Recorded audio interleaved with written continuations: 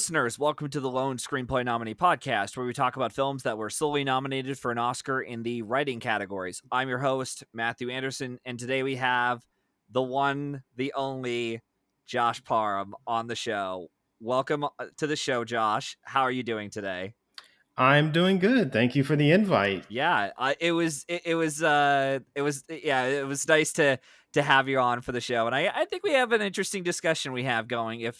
If not for the movie, then definitely in regards to the some of the Oscar stuff that was going on that year, because I finally got a chance to take some free time that I had over the last couple weeks to watch some of the nominated films in the category we'll talk about that My Beautiful Laundrette's in, and another film that I want to share my thoughts on, because I don't think, I didn't tell you my thoughts on one of the films, but yeah, we'll get to that later on in the show. So before we dive into our episode, I have typical questions I'd like to ask our guest Josh. Would you care to explain to our audience what exactly it is you do for a living, or who you are, so to speak? I have a boring day job like like most people do. Not very interesting. I usually will tend to spend most of my time, watching and reviewing movies, which is a passion of mine. It is something that I'm fortunate every once in a while to actually get some money for. That's nice too. But yeah, movies have basically been my life since I was 6 years old, I can say. So that's takes up a lot of my time, which is probably no surprise if you're listening to this. Yeah. And real quick, if I may ask, I recall that you joined the Next Best Picture podcast. Was it after The Shape of Water had won picture, or was it? Yes, Okay. it was right after the 2017-2018 season. Yeah. Because I remember vividly that I think you might, I think even Matt Naglia pointed out you were like one of the few people that were like on the show being like, no, Olivia Colman's gonna win for The Favorite. She's got it. Everyone's thinking Glenn Close is gonna win it for The Life, and you were like that too with Frances McDormand for Nomadland. And also too, I wanted to ask if I'm correct in saying this, you're also a member of the Chicago Film Critics Association. The Chicago Indie Critics, Thank yes. you. Yeah. How long have you been a member with them? That was around, I think it was 2020. Okay. So, like, basically when the pandemic hit, I was luckily enough to join them, which I was very happy about. Yeah. Yeah, no, it's great. It's always fun to hear your reactions to certain movies, even if they're from filmmakers that you're not the biggest fan of, but every once in a while you get a big surprise. Like last fall, I was genuinely shocked that you enjoyed Priscilla as much as you did. I was like, "Wait, are we sure this is the same You John?" weren't the only one. I was very surprised about that too, but very happy. I mean, I walk into every movie wanting to love it.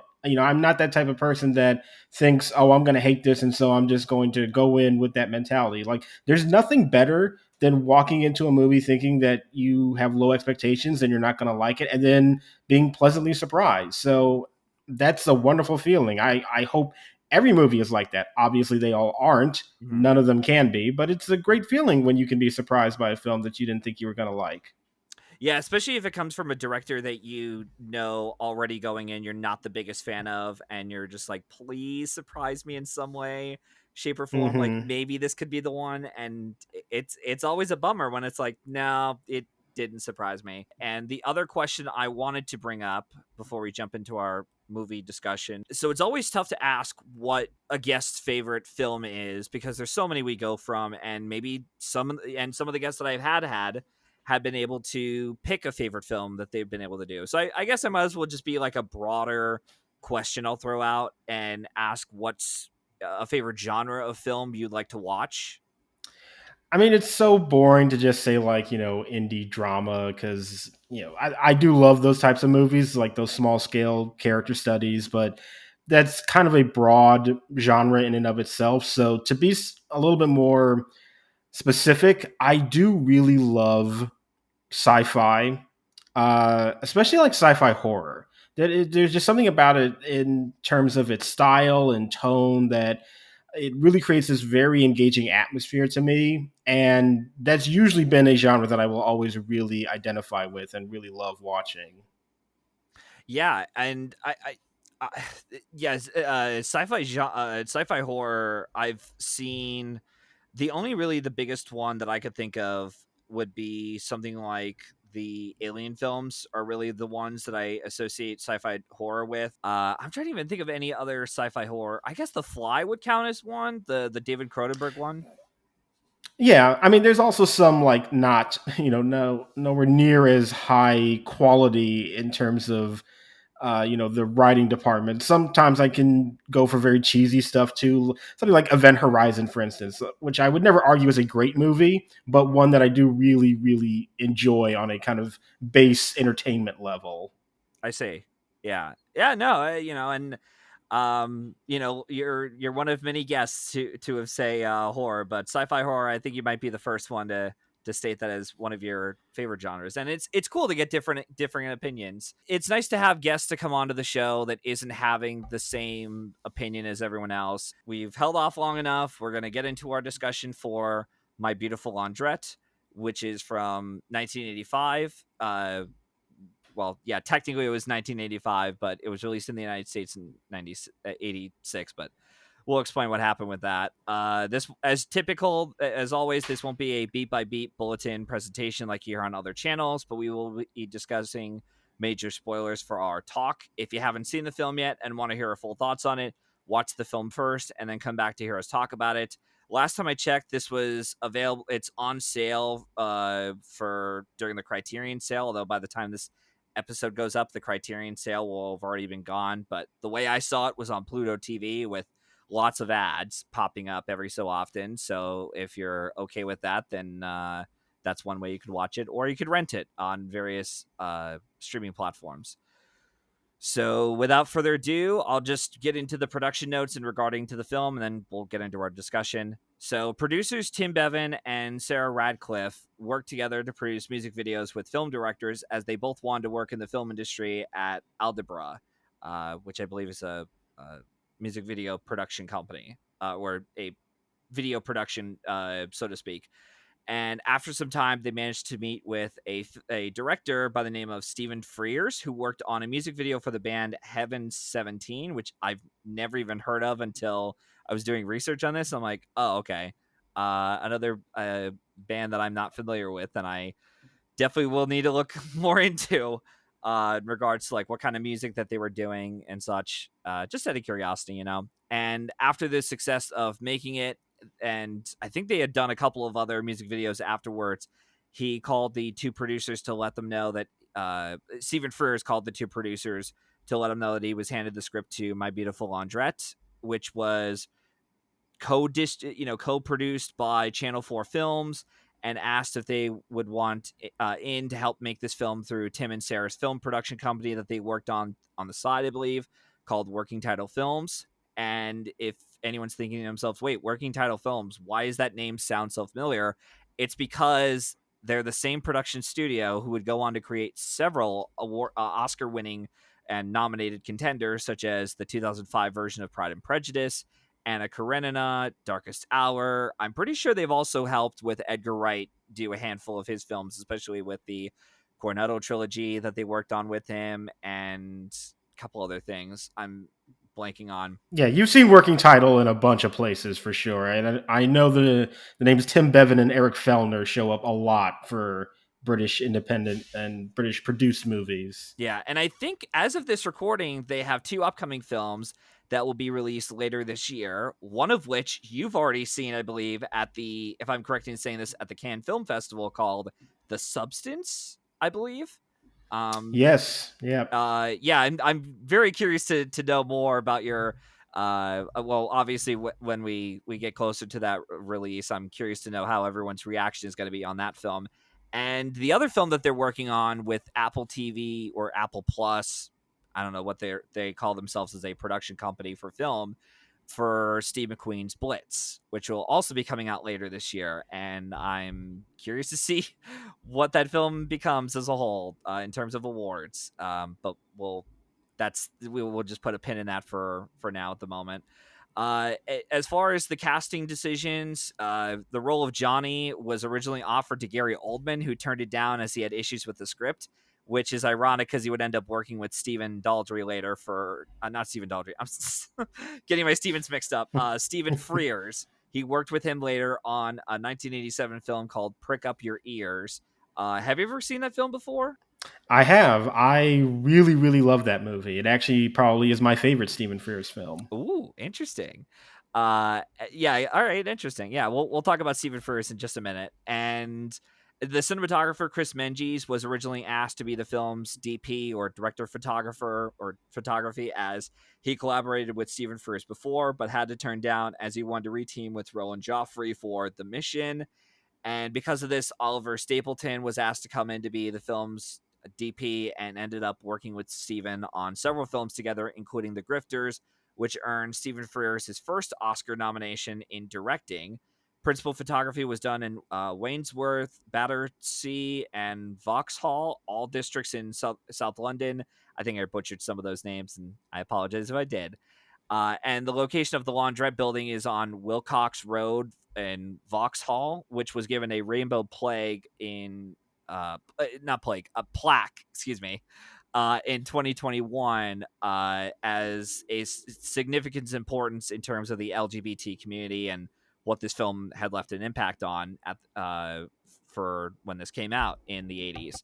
And funny enough, Hans Zimmer, who is another guy who is like, he's all over the map, he's, or at least all over the place now, where he did stuff like Rain Man. He would go on to do Gladiator. He did The Lion King, Dune Part 1 and Part 2. And he at least co-produced the music with Stanley Myers, who worked on both the Deer Hunter and The Witches. And so My Beautiful Laundrette had premiered at the Edinburgh International Film Festival on August 18th, 1985, and was also presented at the Toronto International Film Festival on September 7th, 1985. And while it was released in the United Kingdom in 1985, it was given a limited run for select theaters such as New York City on March 7th, 1986, to qualify for the 59th Academy Awards. In terms of the awards recognition, the film was recognized by the following awards groups. I'll try to get through these as quick as I can. So the LA Film Critic Association Awards gave it the runner-up pick in Best Foreign Film category.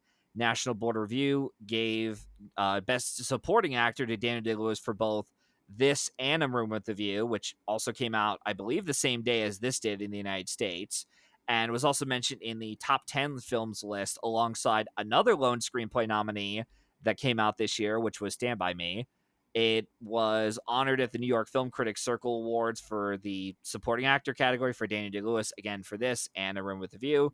It also won Best Screenplay. It was nominated at the Film Independent Spirit Awards for a Special Distinction Award, and it was nominated at the BAFTAs, but the BAFTAs, because it was released in the United Kingdom in 1985, it was able to compete for the BAFTAs the year before, which is already in like, I think this was also in like another weird cycle where it's like some of the films released there at the BAFTAs, like even if they won the BAFTA, like if I think it was like Hannah and Her Sisters won Best Director, but Platoon got nominated the next year at BAFTAs. It was like a weird shuffle, and then I think we got the BAFTAs came into like in terms of like what do you call it, like a big important precursor for the Oscars right around like 2001, where it's like, okay, now we're going to come out, and be on time and have this be out, the BAFTAs announcing their awards and nominations like right before the upcoming Oscars do. Yeah, this was during the time when the BAFTAs weren't before the Oscars. They weren't a precursor. They were taking place after. Yeah. And, so anyways, yeah. So the BAFTAs, it got 2 BAFTA nominations for original screenplay and supporting actor for Sahi Jaffrey, who is unfortunately no longer with us, as he had passed away in it was November 2015 at 86 years old. And it's a damn shame, because it would have been, I mean, it's still, that's still a pretty good age, but it's unfortunate with what happened to him. And again, obviously it was nominated for a lone screenplay in the original screenplay category. So since the release of the film, My Beautiful Laundrette has been adapted into two different plays, one by Roger Parsley and Andy Graham in 2002, and another adapted by the film's writer Hanif Kurishif. In 2018, Kumail Nanjiani was in the process of having this being turned into a 10-episode series that was loosely based off the film, with traffic writer Stephen Gaghan attached as executive producer. As of this recording, there has been no record of whether this went off the ground or if this was shelved. I tried looking as much as I could, and the best I was able to find information on this was back in late 2018, early 2019, and I've had no word of whether or not this is still going on, or was this even picked up at all. I don't even know if anyone's even asked Kumail Nanjiani, even during like the press tour for Eternals, of like what's going on with this, or are you guys still adapting this into a TV series, or no. So anyways, so yeah, and after the film, obviously Stephen Frears went back to directing for television and film. And again, I mentioned he got a nomination for Grifters. He also got a director nomination for The Queen, and I believe he also directed Dangerous Liaisons into a Best Picture nomination, and got Philomena a Best Picture nomination as well. And he also directed Dirty Pretty Things, which got a lone screenplay nominee, which is another film I'll cover down the road on the show. And I think it's pretty easy as to why what happened in that year's race in terms of like why that lost, but I'll talk about that for another episode. So in terms of what the logline or the plot is of the film for My Beautiful Laundrette, it's this. A young Pakistani, Omar, is given a rundown laundromat by his uncle, hoping he can turn it into a successful business. Shortly after, Omar is reunited with his former lover and friend, Johnny, after being attacked by a group of racist punks. And that's the story. And it's set during the Margaret Thatcher years, as reflected in the complex and often in comical relationships between members of the Pakistani and English communities. And yeah, and the British Film Institute held this into great regard in terms of being like, I think, the 50th greatest British film of the 20th century. So this definitely has left a big impact on a lot of people over, well, almost like what, 30 years later, 40 years. Yeah, almost 40. Yeah. So I'm curious to know, Josh, if you don't mind me asking, I'm going to put the spotlight on you. I'm curious to know, out of all the films I gave you the list for, this was one of them. Why was this the one that stood out to you in terms of like, I want to cover this for the podcast? Well, it is a movie that, for one, I have not watched in a very long time. I had seen it previously, but I honestly think the last time I had seen it was in college, which was like 15 years ago at this point. So it had been a very, very long time, and I wanted to revisit it. So this was a good excuse to do so. And it also just fits into another kind of subgenre that I also really do like, which is, I mentioned that I do like small scale character studies. And there is also something about movies that take place in England for some reason. I'm also like really, really fond of. I don't know what it is about that setting, but there's just something about it that really fascinates me. And so this was another excuse to go back into there. And even Stephen Frears is a director that I've kind of had an up and down relationship with. I've never had strong feelings about him, but there are some things in his filmography that I have admired a lot. And so it was sort of a rediscovery of this film. And that's the reason why I was really interested to go back to it. Unlike you, I don't think I've ever seen a Stephen Frears movie before. I just never got a chance to do so, just because I have other films I've been holding off for a while.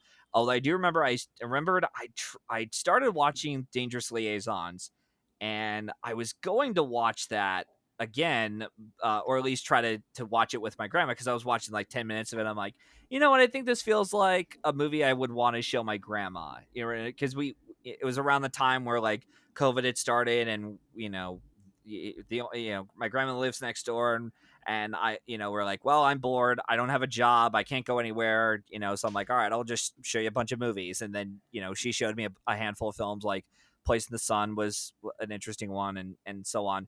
and I just never got around to watching Dangerous Liaisons because it was taken off the uh, streaming service, whatever it was. I think it was like HBO Max was on. And yeah, so this technically counts as like my first Stephen Frears movie that I'd seen all the way through.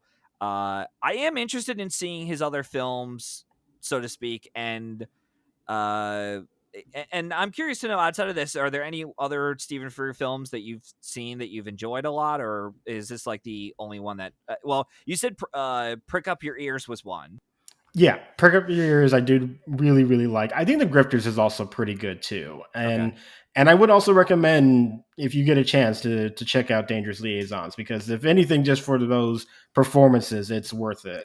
Yeah, and Christopher Hampton is a really talented writer who is, for the Hmm. most part, has been able to show us that he is a really talented writer. It's just he's had a couple stumbles along the way. Cough, cough. The sun, cough. But Well, nobody's perfect. no, no, no. That's fine. I always like taking some of these jabs every so often. But anyways, yeah. So, yeah. So you would mention this was a view. It's been a while since you've seen it. Has your thoughts on the film changed since you last saw it? Yeah, when I first saw it, I remember liking it, but not loving it for some reason. I can't really remember why. I think I had more of a respect for it than actually enjoying it. And coming back to it all these years later, I do have to say that my thoughts have very greatly improved on it. I really, really do like this movie. And once again, I really love that it is about this kind of very interesting story about a character who really actually has so much going on in his life. And I love that this is a movie that, for one thing, it's about the very direct criticism of the Margaret Thatcher rule in England at this time and how it produces so much kind of complicated feelings within all of these characters. And all that exists within this storyline that also feels like it's just sort of a regular guy too. And I like that this movie is political but never feels like it's making a political statement all that much. Like it's not really saying that this is what we have to think about the world as. It's just more so these are people living within the world and these are the things that they are dealing with. But at the same time it comes from a very human grounded level. And that's what I appreciate so much about the storytelling in this movie and what moved me so much about it. And yeah, as I said, I have other Stephen Frears films that I do like more than this one still, but I really did respond to so much of the decisions made with the story, with the characters, and I think it's actually a pretty beautiful movie. Yeah, that's actually interesting. You bring up with the ideas of like what Margaret Thatcher was doing at the time politically, and that because there's other filmmakers that we could point at and say like they're trying to be political, but the problem is that they're forcing their political ideas, like forcing them into the story and not doing it in a more organic or natural way. And that is something I didn't even pick up while watching the film because I was like, oh, okay, just like just standard conflicts between Englishmen and Pakistani communities for whatever reasons I'm not familiar with. But I think that's also that could be part of the reason why I didn't like get connected on this viewing is because I wasn't familiar with too much of the whole Margaret Thatcher stuff going on and all the dilemmas that was going on between the two communities. So I just saw it more as a like not forcing the political ideas, but just more of a like typical like, oh, okay, they hate these certain people and vice versa. Yeah, but no, that's an interesting point you bring up, especially with the character going through so much in his life for such a normal guy. All he is he's trying to get through life. He's still taking care of his father, who is feeling down on he was severely depressed, especially after losing his wife. I think from what was it, suicide?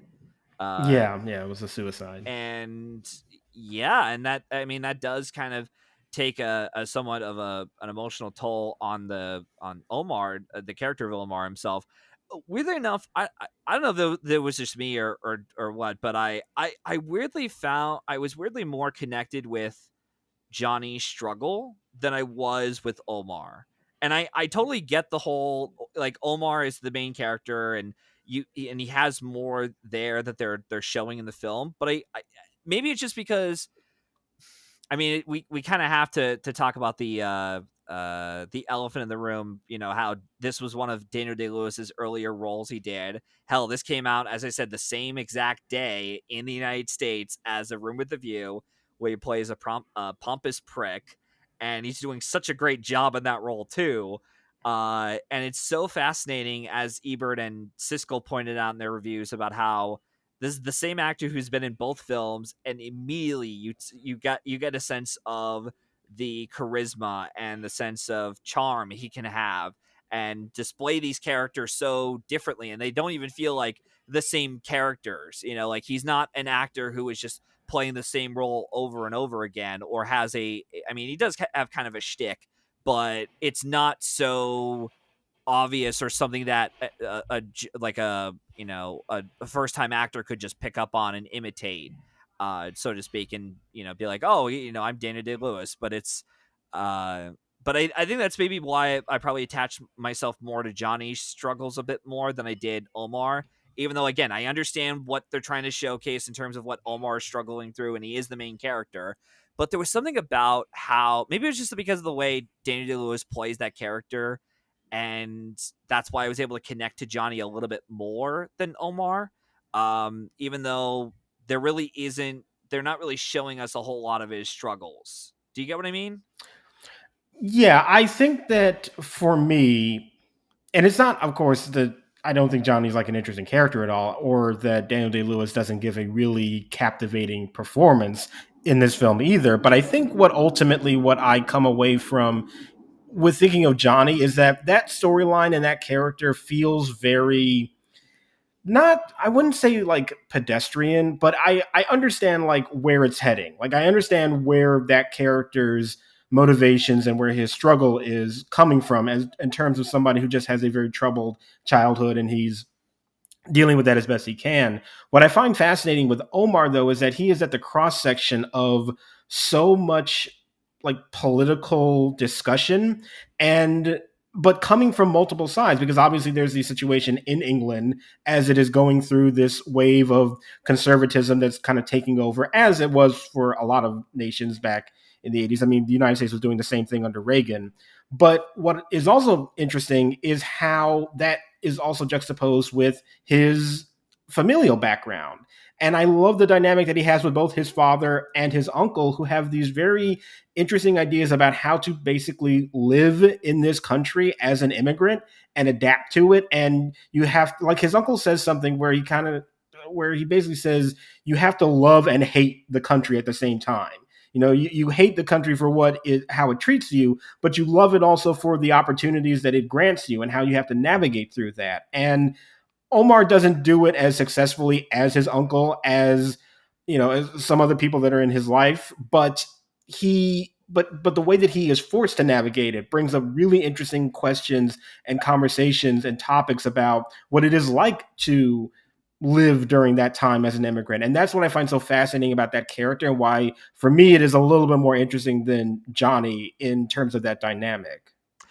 And I agree. I totally agree with, like, again, like I understand. Yes, I shouldn't be attached more to Johnny's struggle, because you kind of know how the you know the board is set and where the pieces are going to go with that arc. But for some reason, there was something about it that I'm like, again, maybe it is just because of how great of an actor Daniel Day Lewis was even back then. I mean, hell, I could say the same thing about, in my opinion at least, for Christian Bale when he did Empire of the Sun. It's like, yeah, I already know he's going to become a really good actor, and he's shown a lot of range and has worked with some wonderful directors. But even back then, it's like he really did have the talents, and it wasn't just something that he grew into down the road like a lot of other actors would have to do, where they reach a point in their phase of like, okay, now I got to really step up my game, and maybe I got to try a couple things here and there and do something unique. And that's how I get into that you know, moment that they end up in later on in their career.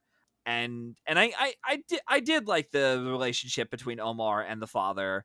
And I thought it was interesting that they, even though it was just for one scene, they did establish the brother. I think it was yeah, they were like blood brothers with the uncle and the father, and they weren't just like brothers by law, law. Like I'm pretty sure they never said if whether or not the uncle was the brother of the woman that the dad had married or what. But Oh yeah, I can't remember exactly, yeah, but he is his uncle, yeah, and yeah, that scene at the end between the two of them, honestly, is one of my favorite scenes in the movie, where they just have this reconciliation at that point, and it's so emotional, and especially coming from the uncle, who up until that point is a little bit pompous. He's kind of full of himself and arrogant, and is really brushing off anything that is not directly related to his own self-interest, and to see him surrender to his emotions in that moment, like, because it opens with him thinking that his brother's dead, and you can tell that that kind of fake out really rattles him a bit, and it makes him feel so emotional, and they have this connection about what it is like to live in this new country and kind of pining for what they had before, but how that's also very complicated, and it gets at these really interesting topics throughout the story. And one thing that I will say about Omar is that, as much as I do like the topics of conversation around him, I will admit that sometimes the way that he is portrayed is very kind of flighty, and almost like he's not totally aware of his surroundings, and yeah, it that is a little grating to a certain degree, because I do think that he is a captivating presence, but at the same time, there are moments where I'm like, okay, like, you need to have a little bit more self awareness of what's going on around you, please. And I think that maybe for some is a little bit of a resistance to fully buy into that character, but I still found the performance to be really good, and I still found that as I said, the topics of conversation around him to be interesting enough to make up for that deficiency with sometimes how he is portrayed as written. yeah, and yeah, and I think with one element I did like about the uncle and father when they were talking with each other. One of them says the line, "It's here in England, it's a little heaven here," and I like that. Obviously we're gonna jump around a little bit here and there with the film. But one of the elements in terms of storytelling I really liked was he says that line, "It's a little heaven here," talking about England and living here, and then it cuts to Salim getting beaten up by the street punks in front of the new laundrette, and it's such a harsh, contrast of like, again, as he said, you got to love and hate being in the, you got to love and hate your country, especially when all the stuff that was going on at the time, as you had stated. And the other, I mean, there was other filmmaking techniques that I did enjoy in terms of the movie. I liked how when we opened up with Omar, it's showing us of him like cleaning up his home and then doing the laundry as he in his house as the train is passing by, and immediately we establish what kind of world we're in. I mean, hell, even from the opening shot of the movie, it starts very abruptly with Johnny and his buddies getting kicked out of their house by what I think is like their landlord, or they're like Well, there's it looked like they were squatting somewhere and they were getting kicked out because they were there illegally. yeah.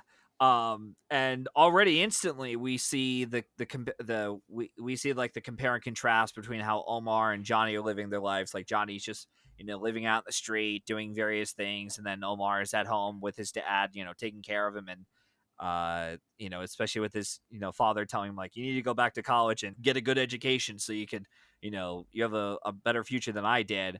And and as stern as the father is, and even the uncle is at times with the kid, they do mean well. Like you do care for these characters, even if, again, like the uncle is doing a lot of pompous things where he's like having an affair with this English woman, and and even the daughter, I think it was I'm looking up the name.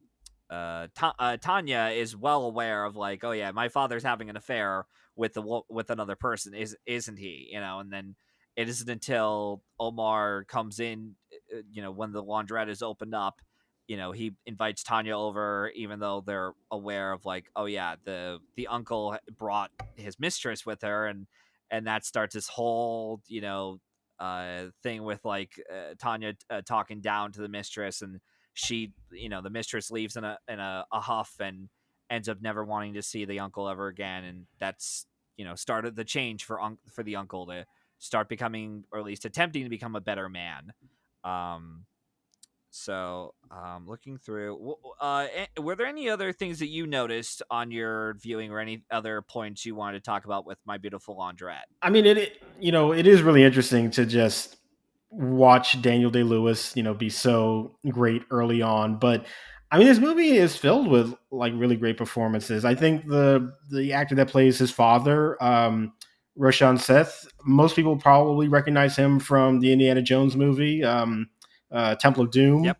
So he's shown up in a bunch of other things before, but I really loved the just brokenness that he had. It's such a tragic figure, and you completely understand it. It's because it's from somebody who, yes, is trying to give his child a better life. We have seen that kind of story before, but it also feels like it's such a tortured thing that he's trying to give his son, that breaks him too, because like he's in bed all the time, he's an alcoholic, and watching that relationship play out I found to be really fascinating. And then when he shows up at the laundry mat at the end of the movie, finally, way after the invite has already passed, but Mm-hmm. he gets that moment where it's like even him showing up, he makes the effort to support his son, but even that is a very complicated situation as well. And it goes into so much of this story that I find so interesting, that you have these people who are existing in this complex political field, but also have to just deal with the regular consequences of everyday life. And I found that in that relationship. Also found it in the relationship between Omar and Johnny, and the fact that this is a movie about a gay relationship where that never really seems to be any sorts of main conflict. There's one moment when they're almost caught, and I think in any other movie that would be the terrifying scene when they're found out and it causes so much chaos within the family, and it doesn't. Like, nobody suspects anything, and they just keep on living. And I found that to be so kind of refreshing, especially for a movie in the 80s when we don't normally get to see that too often. And that was very, very surprising to me. I do wonder, though, even though the uncle, like, it's never like a big reveal or anything, I do wonder if the uncle was starting to be like, "What's going on here?" But he was like, "Yeah, we got other things to worry about. We'll worry about Yeah, this another time." he took note of it as being like weird, but we don't linger on it at all, and it's never brought up later. And another trope that can sometimes happen in these movies is that one of the gay characters will die at the end, and we get kind of close to it because we have that scene Gosh. when Johnny is beaten up. And because I hadn't seen the movie in such a long time and I couldn't remember, I did kind of brace myself. As like, oh my god, I think I'm about to do this again. I might, this relationship that so far has had not had really any major problems. Is this going to be the cliche of one of them getting killed? And no, that doesn't even happen. Like, he's badly beaten, but at the end of the movie, they are still together. It still seems like they're going to make a go at it. And again, especially for 1980s cinema, that is like shocking. That is revolutionary that both of your gay characters, one, don't really suffer that much homophobia in your story, and two, both of them survive at the end of the film and are still together. And it's like a radical thing to do back then, and I am grateful for it because I think it's a very strong storytelling decision. Another really interesting storytelling decision they use is whenever they talk about the laundromat, or they're talking within the laundromat, especially with the father of Omar and Johnny are talking in terms of Omar's future, and like, you need to be the one to persuade him to go back to college, use your influence. They always use this like bubbly sound effects, popping in the background.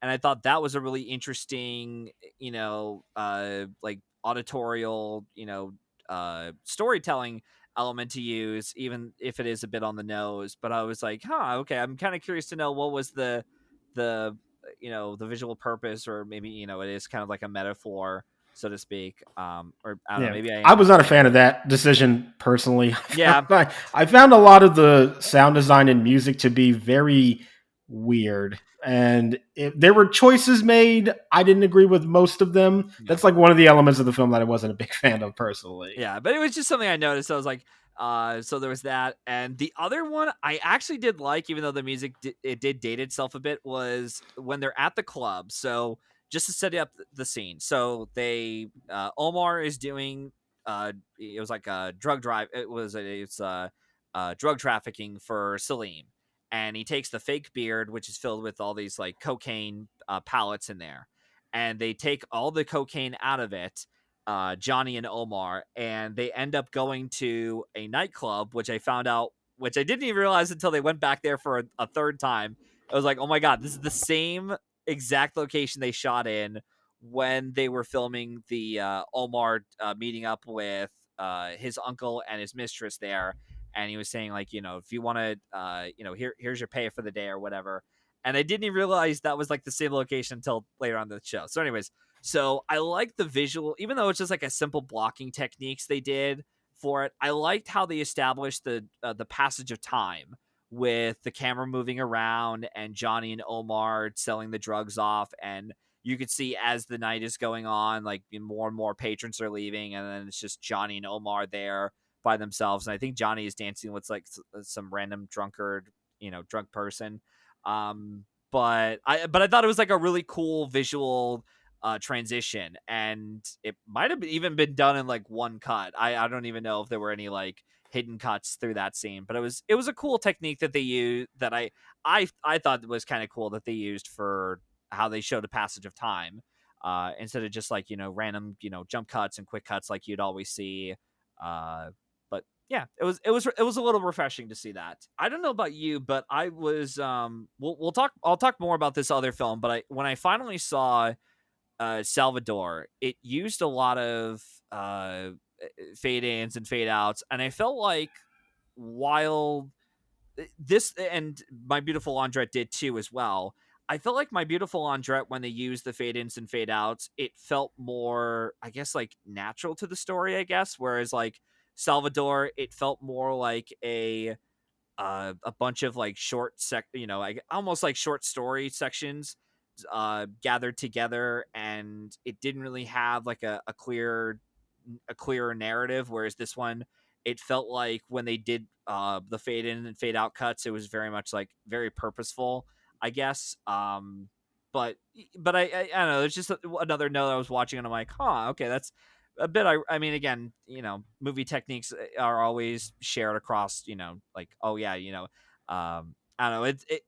I guess what I'm trying to say is like, obviously you're going to see those kind of techniques used on film, and it's not like, ooh, let's copy off of this filmmaker or whatever. But I don't know.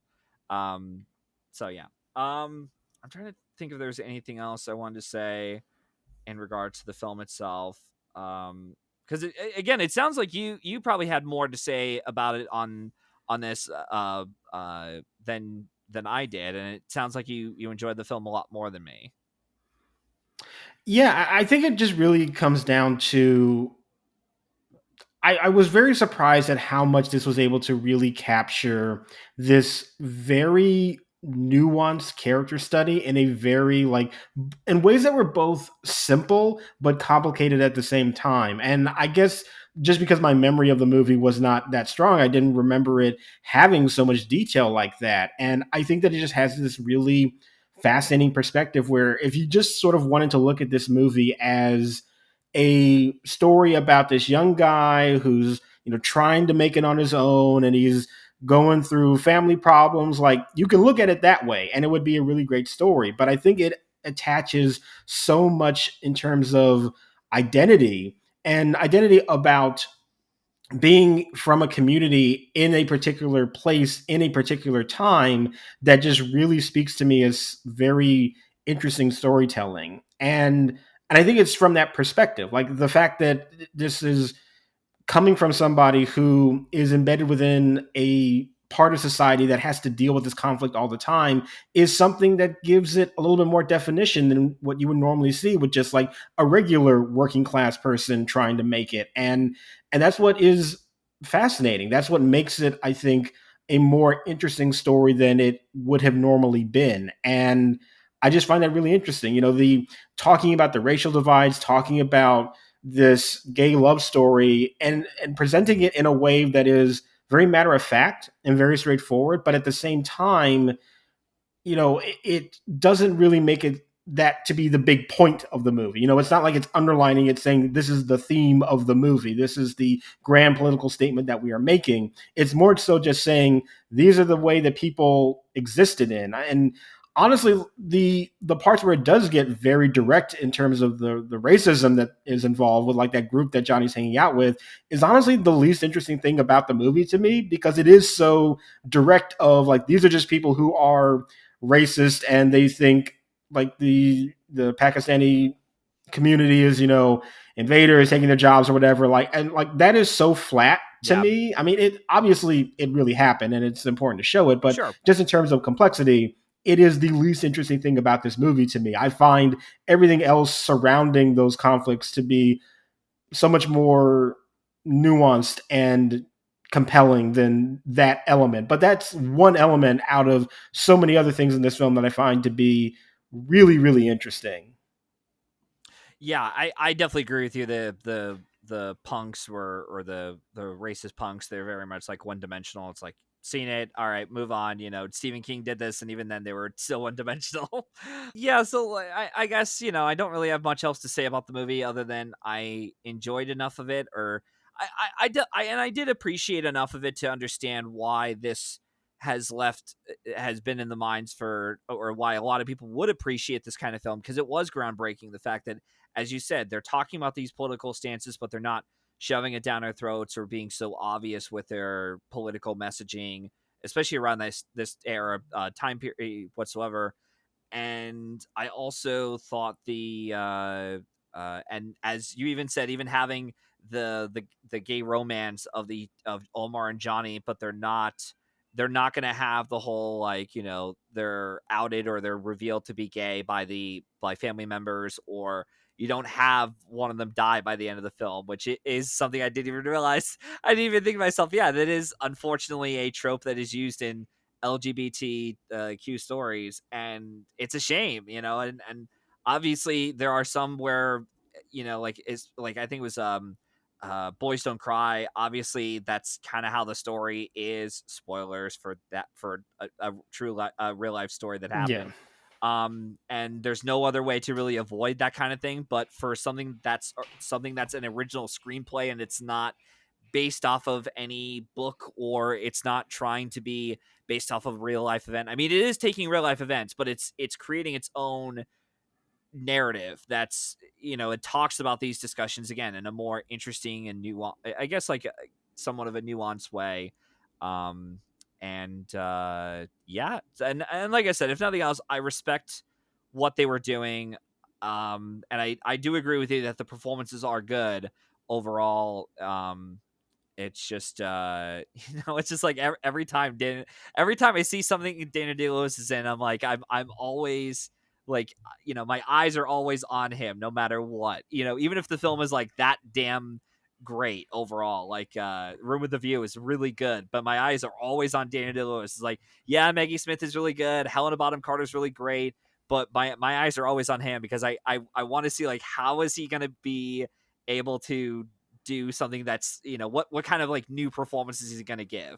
And I'm pretty sure, if I'm not mistaken, I think it was Roshan Seth, who was in Gandhi and Temple of Doom, as you said. He was also in Passage of India. He was Daniel Day-Lewis was also in Gandhi as well. He played one of Yep. the street fellas, and it's so strange to see him be in something that's small of a role. And it's like the only time he's ever been in, like, a Best Picture winner, period. Like, he hasn't even been like in a Best Yeah. Picture winner, period. Although then again, like, his other films that were up for Best Picture, like Room of the View, My Left Foot, and There Will Be Blood. It's like, there's a reason why those films didn't win or had a shot at winning. But anyways, so yeah, that's essentially my thoughts on the film. I respect the film. I admire it. I definitely understand why a lot of people enjoy it. I just wish I was able to love it as much as uh, someone like you, Josh. And but it is nice to see that there is an appreciation for it. And Yeah. One very last thing that I will yeah, go say ahead. about the movie, and this is just a very stray observation, I found it just very funny how many people were so excited to visit the new laundrette, because when they had that grand opening, there were so many people out there just ready to wash their clothes. I just found that to be so funny. Like, I Yeah. get it, like they want to make it a big thing, but it's like, man, they were like lined up out the door, just ready to put their change in and get their clothes washed. Yeah. I mean, yeah, it's like an average Walmart where it's like, we're so excited to shop here at this Walmart. It's like, really? It's like not much has Yeah. changed. You've been here during the renovation, guys. Like, what it's gonna turn into eventually. Like, they even Yeah, like stripped the whole floors. nothing must have been happening in that neighborhood if this was the big event that everybody was excited about. I just Yeah. found that to be very funny. Yeah. Yeah, exactly. Yeah, that is a really funny point. And I think they did even mention though that there was another laundrette, but it was like all the way across town. I think it was. Yeah. So maybe that's why they were so excited. But still, it's just a laundrette. Come on, guys. Just a grand opening and so many people outside. It was just, Yeah. and they had like champagne. It was very funny. And they had like the ribbon that they're cutting through. Yeah. Like, come on. So, anyways, but yeah, no, that's an interesting observation. Never even picked up on. We already talked about our final thoughts on the overall film. I might as well ask, like I always do, was this worthy of its sole original screenplay nomination it got? I would say so, if only because of its ability to tell a really interesting story that has more layers to it in a kind of covert way. I do think that it's one of those things where on the surface it might seem very simple, but underneath there's a lot to dig into that has some really interesting commentary to it. So I would say that it was a very well deserved nomination.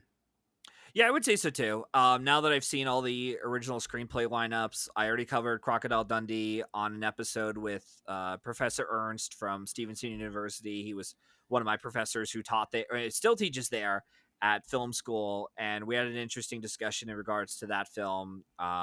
So you can check out our episode there.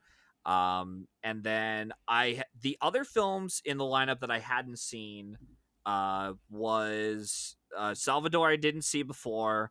I had seen Platoon a long time ago, and I'd also watched Hannah and Her Sisters for the first time last week. So I'll get to Salvador real quick because I already said some of my reactions to that film earlier, but I guess I'll get a little bit more in depth into it, but not too much. I thought overall it was an interesting film that was a bit inconsistent. It had interesting ideas established in the film, but they weren't quite as powerfully put together as something like this did with its ideas. Because at times it did feel like, and obviously I don't want to say like, I'm not trying to compare Oliver Stone's sense of directing when it comes to politics to Stephen Frears' sense of directing, because it's very much like apples and oranges. But at the same time, I do feel like Salvador would have worked a lot better for me if it was more consistent with its storytelling and with some of the ideas that they're trying to tell us. But yeah, and that's just me. And I'm not usually the biggest fan of James Woods as a person, but weirdly enough, his narcissistic persona actually fit that role really well for me, where I was like, yeah, I actually kind of buy this character, buy him as this like asshole reporter. And I thought that was pretty interesting. And then the other film I saw was Hannah and Her Sisters, which, I mean, look, it's kind of obvious for most screenplay winners, and even you covered the Oscars, especially in this category, for obviously the last couple of years with Next Best Picture and Awards Watch, and you could see why, even if you're not the biggest fan of Hannah and Her Sisters, one could see why it won the screenplay category, just because it was Platoon wasn't going to win screenplay, and it was just one of those films where it's like, we're going to, like Christopher Nolan, like what they would do with Christopher Nolan for Oppenheimer, we're going to award, this guy director, and we'll give screenplay to someone else that they thought was more interesting, and Hannah and Her Sisters was the film that they found more interesting on a script standpoint, even though I have my issues with it. I don't know. Any thoughts on the screenplay lineup or? I will admit, I still have not seen Salvador. Okay. That's one that has not. I just have not had a great interest in seeing it.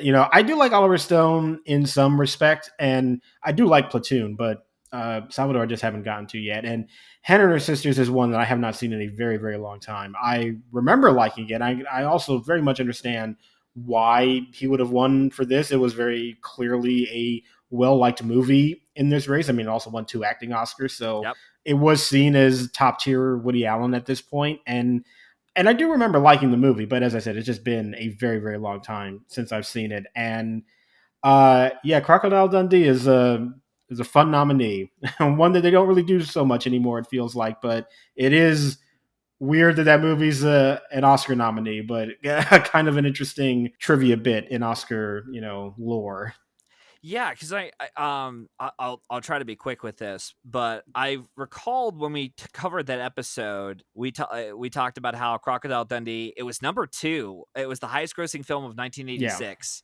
The second one, I should which say. can't even imagine that happening today. No. That's like so unbelievable. Yeah, and number 1 was Top Gun. Which Top Gun Maverick would be, in 2022, that would be like the Yeah, highest grossing film, or I think like second highest grossing film that year when it came out. The sequel did, at least. And yeah, no, Crocodile Dundee. Yeah, like I said, it's we did a whole episode on it, and even my professor was kind of curious, as like, why was this nominated for screenplay? Because we had our thoughts on the movie and such, and I yeah, for anyone out there, I'll uh we talked about that in depth, and why we felt it probably got the lone screenplay nod, which is as you said, yeah, it's something that they just rarely don't do, especially now we're an expanded lineup of 10 nominees instead of 5, where it's like it's a lot easier for that to happen in a year of 5, where it's just like a lone screenplay nominee or a surprise one, like Borat, the first Borat film, when The Departed won Best Picture, is like the lone screenplay nominee that year, and that's pretty, another fun nominee, so to speak. And the other highlights from this year from the Oscars, I'll get through these real quick because I already mentioned some of these on the Crocodile Dundee episode. It was Aliens got nominated for a bunch of Oscars, and it won 2 for sound editing and visual effects. I am kind of curious to see if that was actually pretty close. Like if it were in a year of 10, I actually do think that probably would have gotten into the Oh, the lineup easily. absolutely. I mean, it had a Best Actress nomination. Yeah, Yeah. that absolutely would have been in if it had been a year of 10. And Paul Newman finally got his overdue Oscar for The Color Money. Have you seen The Color Money yet, or no? That's another one, a very, very, very long time ago. I don't remember much from it. I just find it funny that he wins that Oscar literally the year after they give him the honorary Oscar, Yeah. which is the reason he didn't even show up to the ceremony, because he didn't think he was going to win. And I think he accepted it while they were on break shooting for The Color Money, if I'm not mistaken, because he's Yeah, wearing the same outfit that he wore at the end of the film, I think, or one of the outfits he wears in the film. So yeah, that's pretty funny. And yeah, I mean, it was pretty obvious why he won. It was like such a weak lineup. Um, yeah. and yeah, I thought, maybe, this dumb my dumb ass thought, oh well, Paul Newman and Al Pacino could win their overdue Oscars, maybe it'll happen for Bradley Cooper. But it's like, nah, no, there's more that needs to happen before that. I was even dumb enough to even make a bet on that, and I lost that bet horribly, and I'm still suffering from it. But yeah, we'll Well, see. there's still time. Yeah, He still has a lot of runway ahead of him. yeah, I mean, yeah, there's a whole there's other ways he could win that Oscar. I mean, we just saw Wes Anderson finally win his for live action short Yeah, film, so it's not like he needs to win an Oscar in the writing categories or acting categories. He could win in other categories, and whenever that happens, I'll just pretend it says A Star Is Born on it. So and then the other film I wanted to bring up, because I finally saw it for the first time ever. I finally saw Blue Velvet. And mm. this is my second David Lynch film I'd ever seen. I'd watched, so to get a bit of history on this, and I'll try to be quick again because we're going a little bit longer on the show. But that's kind of the norm for the last couple episodes. So I've seen most, if not all, of his shorts leading up to Eraserhead, David Lynch. And then I finally saw Eraserhead a couple years ago. And that was the movie I thought to myself, this is a very strange film. It's very bizarre, and I don't remember much about the movie itself. I remembered more about the experience of, like, I am it was just something that I just will never forget, and not in a bad way either. Like I know some people, like I had last week, or the last episode I had was Miles Hughes and from Awards Radar, and he is not the biggest fan of David Lynch at all. And he has seen Eraserhead, he's seen Mulholland Drive, he saw Dune, um, and I find it interesting that when I got around to Blue Velvet finally the other night, I was thinking to myself, all right, well, I'll probably get into like another weird David Lynch film. And again, this was like my second feature film I'd seen directed by him. So I assumed like, oh, there's probably not going to be much of a plot to this one, but there kind of was, but it still has that David Lynch vibe to him. And I could say this, I could see why a lot of people were very divided on Blue Velvet. Even Roger Ebert famously hated it and thought, despite David Lynch being such a great filmmaker, he just wishes that David Lynch would be, actually just stop having these like, oh, I'm just kidding phases, like he explained it in his Wild Heart review. And um, yeah, I thought it was a really interesting film. I thought all the performances were really strong. Dennis Hopper, like the moment he came onto the film, into the film, and that whole apartment scene, like with him going in there, sneaking in, and such, Yeah. like that's what caught my attention for the majority of the film. I'm like, okay, now I'm in. It was almost like, oh, you had my attention, but now you have what was it? You had my curiosity, but now you have my attention, and I'm like, okay, I'm definitely in for the rest of the film. And I could understand why some would be like, I'm turning this off. This is too much for me. But I really thought it was fascinating, and just the way that David Lynch directed it and just made it, I thought was wonderful. And it's also fascinating that this not only became a lone director nominee for the film, which there was no way any of the other branches would go out for this. Like, there's no way the editing branch or like the writers branch or acting branch would go for this, even though I wouldn't complain if it did. But on top of that, I also find it fascinating, and I'll get around to more of the other lone director nominees, but this is the first one I've ever seen of a film getting a lone director nominee, and David Lynch is the only one so far to do it twice, and it's never going to happen again. I don't think. Again, especially in a year of 10 spots. Yeah.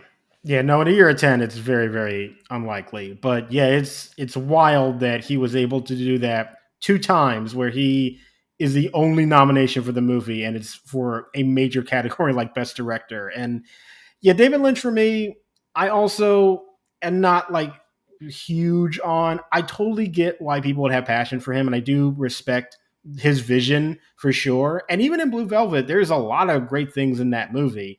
You have to be on its wavelength to love it, I think, and Yeah. I am not consistently enough on that radar or on that wavelength to love it as much as other people, but I appreciate what it's going for. And Dennis Hopper is like insane, and I do love him in it. And I mean, I think all the performances are great. And as I said, it is a captivating movie, even if it doesn't always work for me the way that it does for others.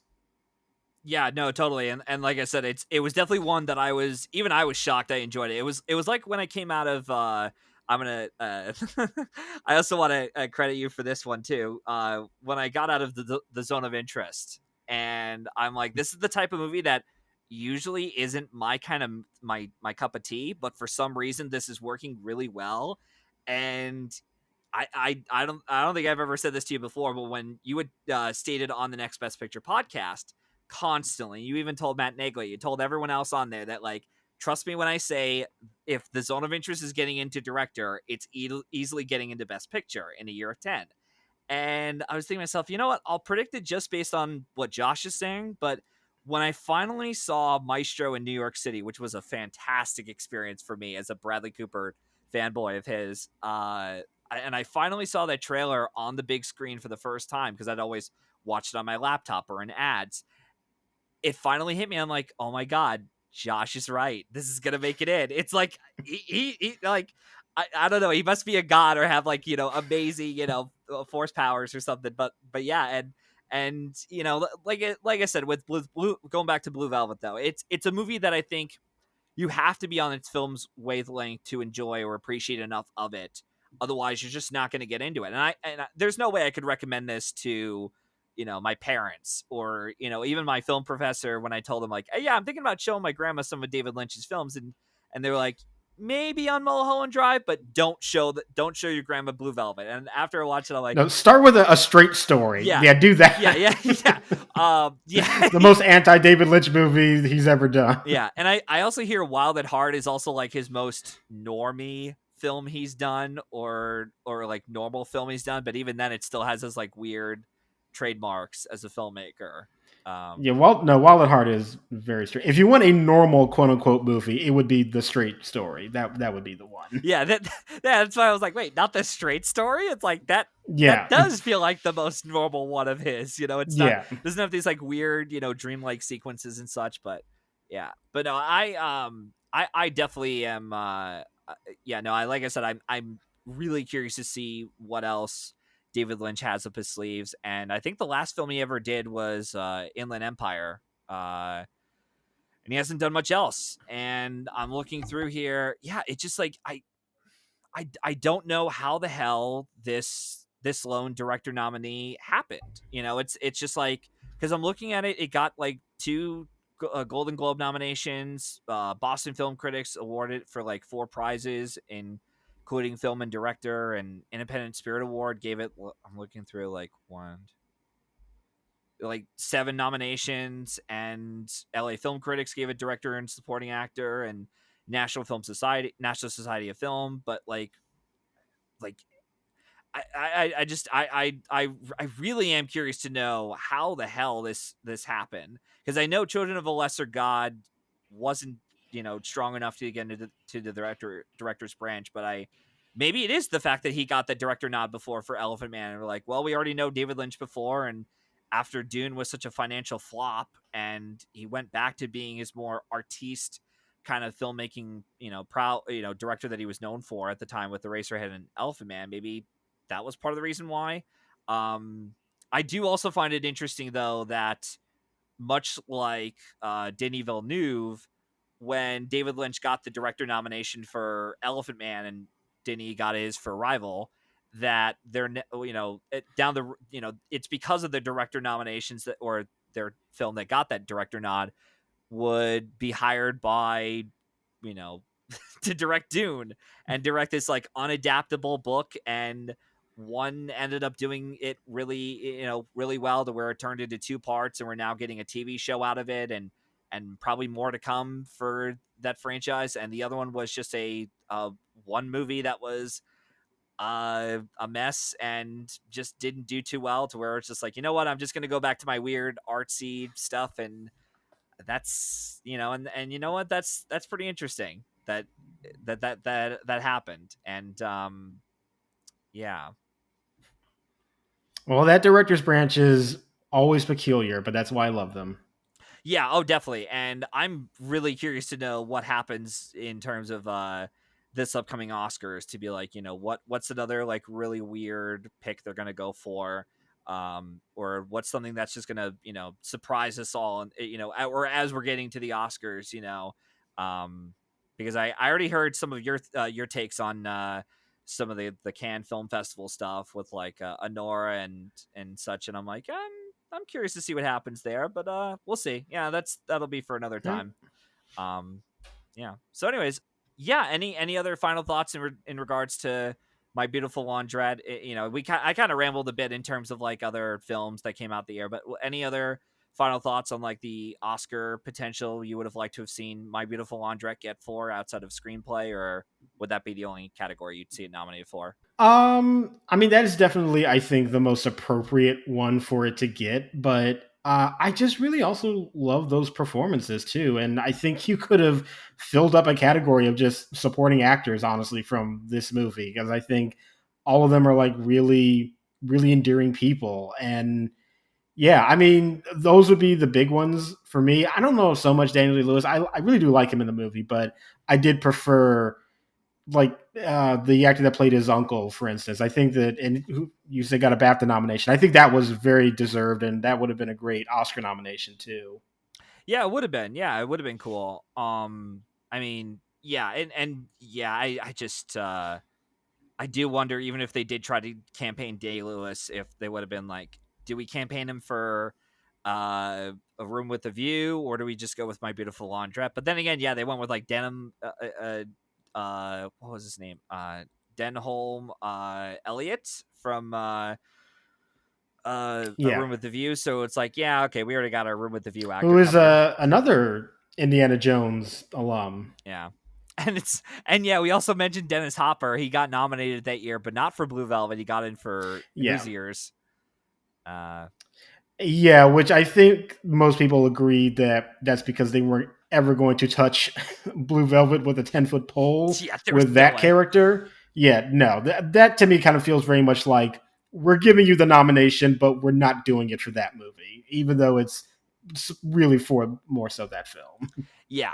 Um, but yeah, and yeah, and yeah, I guess just like one final note I'll bring up. I find it really funny that Michael Caine, he won that year finally for Hannah and Her Sisters, and on top of that, it was just even funnier the fact that like he didn't show up for the Oscars because he was off shooting Jaws, and then there was like I think like a video interview he did something down the road where it's like an interviewer was asking him like, hey, did you see Jaws, Jaws 4, whatever it was. He's like, no, I didn't, but It was 4. I'm sorry. No, it was Jaws 4. Okay. Yes. And then I find it funny. He's like, no, I didn't see it. I didn't see the movie, but I did see the money that it paid for my mother's house. Uh, Yep.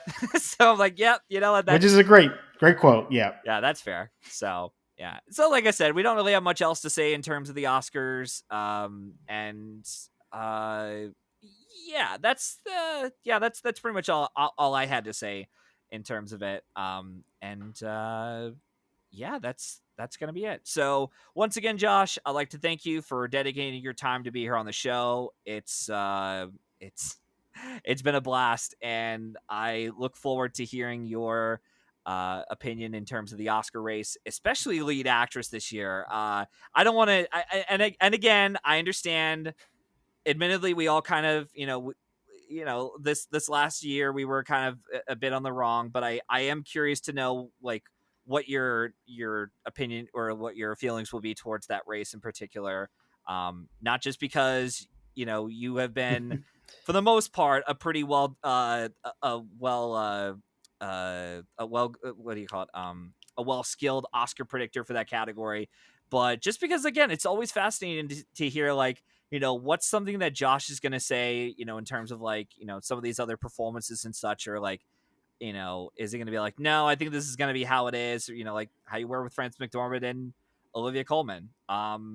And Well, yeah, one thing that go I ahead. will just say about very quickly with last year, yes, I did get it wrong, but to be honest with you, I had a feeling that it was going to go that way, and I went against my instincts. So that is actually a lesson for me. Because I really felt in my gut that Emma Stone was going to win, and I got caught up in the chatter, and I shouldn't have done that. That is my lesson for the future. I mean, we all were, to be honest. I mean, hell, I Yeah, was. If it weren't for my I damn know, but buddy usually I'm Nico. good at pushing that aside because like that's how I got Olivia Colman because everybody was saying Glenn Close and I said no, I have to trust my instinct and I didn't trust my instinct last year and that is a lesson that I will take going forward. Yeah, yeah, and it's and sometimes it is nice to be wrong every so often because it shows that we're all flawed human beings. So, but like I said, I look forward to hearing your predictions, and I'm curious to know what movies you see down the road this year. So, before we sign off, I just want to ask if there's anything you'd like to plug in or where our listeners can follow you along after the episode is ended. You can find me on Twitter and Letterboxd at JR Parham, and you can also find all of my work over at Next Best Picture and Awards Watch. Yes, I would highly recommend you check out Awards Watch, especially you guys had just done the 1999 episode covering films like American Beauty and The Cider House Rules, which was another film that got Michael Caine his second Oscar, which he actually did show up for. So yeah, if you ever, yeah, so I would definitely recommend that place for sure, and obviously Next Best Picture. As for me, you could follow myself and the show through Linktree under Matthew995, where you can follow along on all my social media accounts, such as Twitter and Letterboxd. On the same side, I've also provided a link for where you can listen to more episodes of the show And if you're interested in being in the hot seat, just like Josh has today, let me know, and hopefully we can arrange that happening soon. In the meantime, we hope you enjoyed listening to this episode, and we hope to see you at the movies. Take care, guys.